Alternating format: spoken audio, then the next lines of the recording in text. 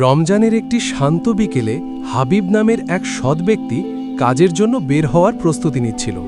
তার স্ত্রী দারিদ্র্যের কষ্টে অধীর হয়ে তাকে বলল, আজ তোমাকে অবশ্যই কাজ করে কিছু রোজগার এনে দিতে হবে। কিন্তু হাবিবের হৃদয় ছিল আল্লাহর জিকিরে পরিপূর্ণ।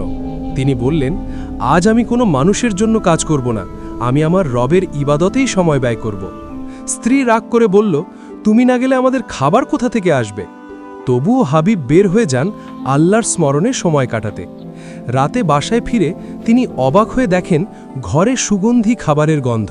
স্ত্রী হাসি মুখে বলল, যার জন্য তুমি কাজ করতে যাবে বলে বের হয়েছিলে সে নাকি আমাদের জন্য অনেক খাবার পাঠিয়েছে এবং একটা স্বর্ণভর্তি থলিও পাঠিয়েছে। হাবিব শুনেই কান্নায় ভেঙে পড়ল।